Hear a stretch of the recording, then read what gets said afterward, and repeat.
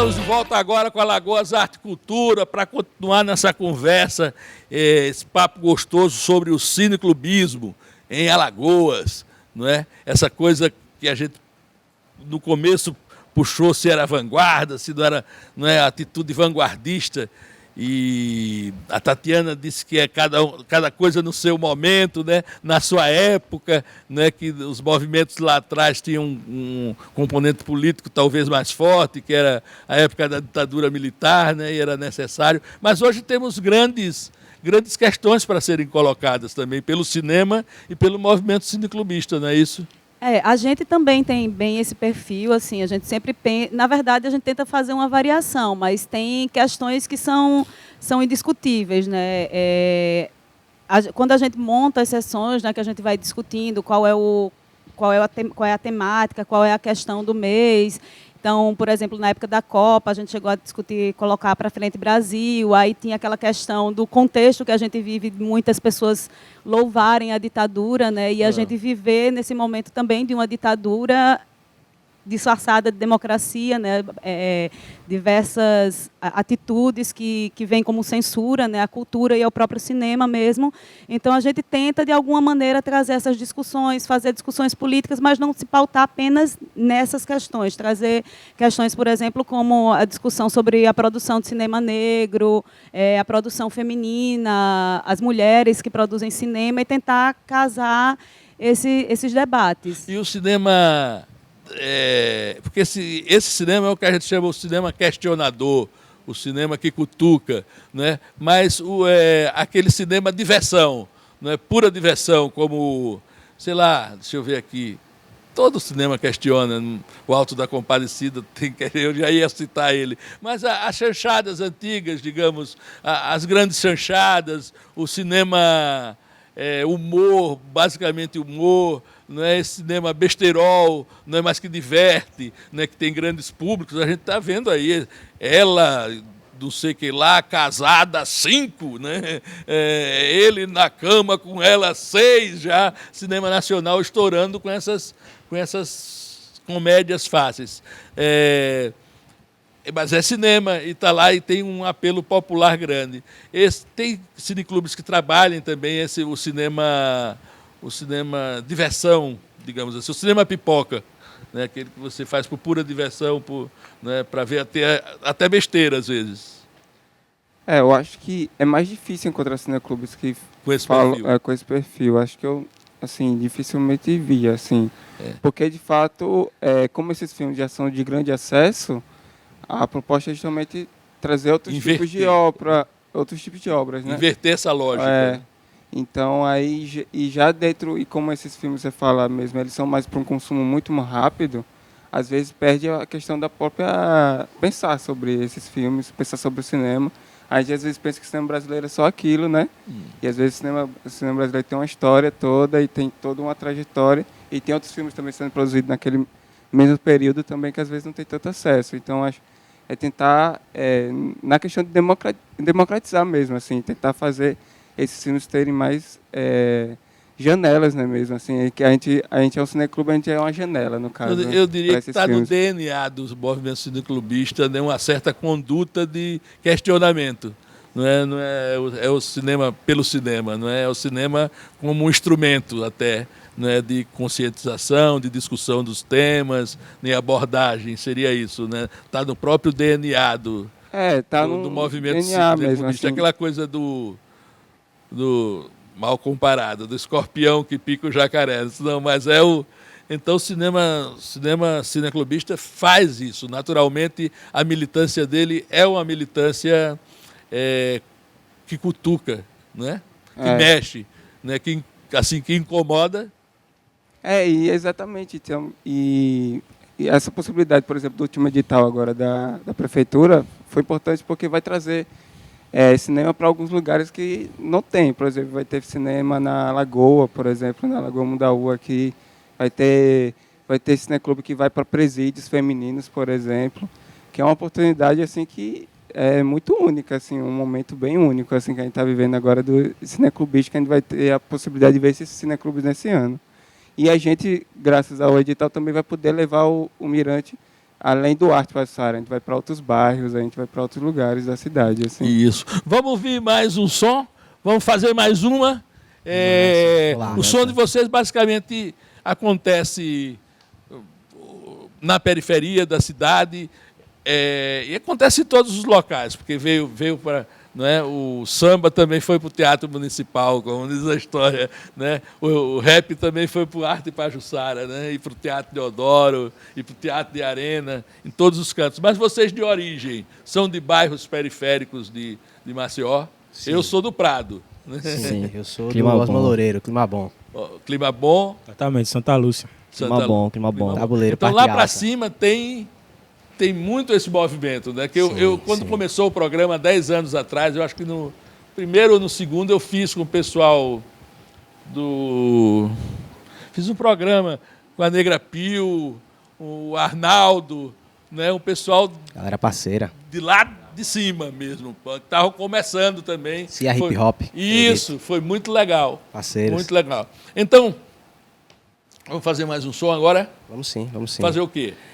O nome desse som é Cocó da Peste. Ele fala que é uma cocó, seja na periferia ou no quesito urbano também, porque a gente transcende cocó, a questão periférica. Pra quem não sabe, é aquela tucaia, né? Aquela coisa armada, né? Para você... Tucaieiro, né? Armadilha, né? É uma armadilha, né? É o tucaieiro bom, aquele que fica na beira da estrada esperando o camarada passar, né? E tem os caras...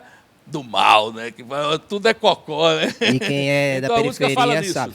Só fala disso, né? E não somente no aspecto do crime, né? No aspecto mesmo onde a periferia está dentro da sociedade macro.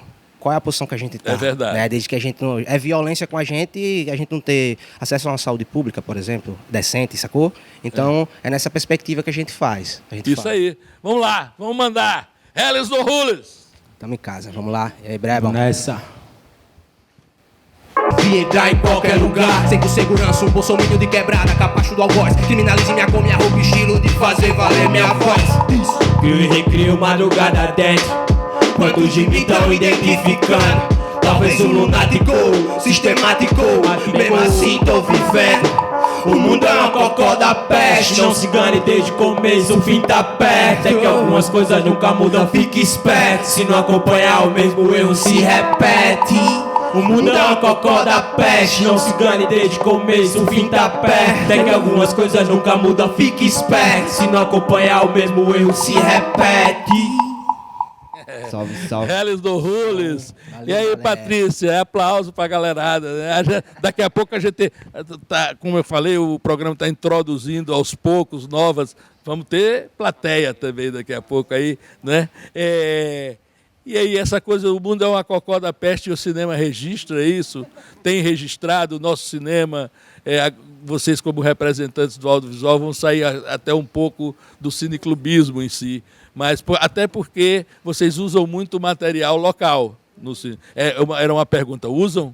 Sim, a nossa produção? Sim, além da gente participar também da Mostra Sururu, o Mirante está 2 anos já, né, que a gente está participando da oficina de crítica, promovendo, ajudando a produzir críticas sobre os filmes locais, né, uma forma de registro do pensar o nosso próprio cinema. A primeira exibição que a gente fez foi com o Mirante Mercado, do Hermano Figueiredo, uma discussão sobre cineclubismo, em 2017. A gente sempre faz homenagem a cineastas locais, ao Celso Brandão, a Larissa Lisboa, esse ano também. E a gente tem buscado sempre fazer de ter esse lugar de pensar o cinema alagoano também, né? Enfim, a gente tem um espaço bem plural, não só no movimento cineclubista. Aqui, falando mais da questão do Mirante mesmo. Do Mirante. Ele traz isso. A gente janela também para a produção local. Sim, para a produção local. Né? A gente tem tentado fazer essa... Não que todos sigam essa linha, mas vocês, em especial, seguem essa linha e dão esse espaço maior para a produção. Sim. E aí vai a pergunta, você acha que esse mundo que é pintado aí pelo Helles do Rules, que é uma cocó da peste, se o nosso cinema ele vem correspondendo à leitura desse mundo, se ele vem que é um papel dele também, né? Com o papel de todas as artes, né? Da nossa música. Eu poderia perguntar aqui se você estivesse falando com o nosso balé, né? Se o nosso teatro, né? Se eles estão correspondendo aos clamores do tempo, como diz a história. Eu acho que a produção, quer dizer, toda a produção artística, como você diz, ela sempre traz olhares sobre a realidade, né? Mesmo as mais fantásticas, elas partem de questões concretas, reais e que são reproduzidas com outros olhares e que levam também a provocar tirar o espectador do seu centro, né? Levar ele da zona de conforto, levar ele a pensar outras questões a partir dos outros olhares que são provocados pelo cinema. Na Mostra de Cinema Negro, por exemplo, a gente teve a exibição do curta do Negrume, que é um curta-metragem bem que mexe com várias linguagens. É digamos, um cinema mais híbrido. Você não tem mais aquela coisa dos gêneros bem definidos, né? Então, isso eu acho que já é uma coisa bem contemporânea, que desconcerta. Você está esperando uma comédia, de repente vem um drama, um musical, e essas coisas elas vão sendo refletidas, né, no processo. E fazer cinema também existe mais acesso, né, ao fazer cinema. Então, com isso, a gente também tem muitos mais outros olhares sobre a realidade, né? Sobre pensar essa realidade, sobre refletir essas cocós, né, da vida e dar outros sentidos também.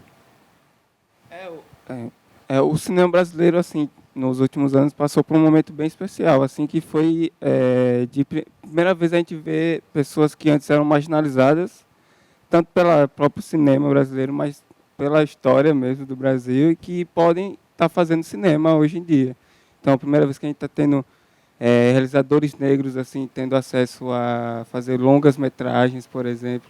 A gente vê outros olhares sobre o Brasil, sobre por exemplo, essas personagens negras que eram tão representadas no cinema e hoje elas sendo feitas por pessoas negras, de mulheres hoje acessarem mais também a essa produção. Então, a gente está vendo uma produção brasileira mais plural e que acaba sendo muito triste a gente ver também sendo nesse momento também de um ataque muito organizado assim ao audiovisual brasileiro, assim, que está sofrendo nesse momento. Então, a Mostra de Cinema Negro, por exemplo, que a Tati falou, foi uma janela importante porque é a primeira vez que a gente pôde trazer assim curtas-metragens de pessoas negras produzidas do Brasil todo, assim, durante 3 dias aqui no Arte Pajuçara. Então, foi um momento assim muito importante assim para o Cineclube, para a gente, mas também de janela assim, do audiovisual aqui no estado. Assim. É verdade. Estamos como do tempo aí, Vivi? No tempo estamos como? Estamos bem de tempo? Falta 1 minuto. Olha, falta 1 minuto, então é 1 minuto para eu dizer que a gente daqui a pouquinho volta, né? Como sempre, o nosso intervalo é vapt-vupt, né? E a gente vai ouvir no terceiro bloco um pouco mais aqui. Vai abrir, inclusive, ouvindo eu prometo, o Helles Horrores. Já começa com música, tá ok? Daqui a pouquinho, aqui na TV Educativa, na TV Assembleia.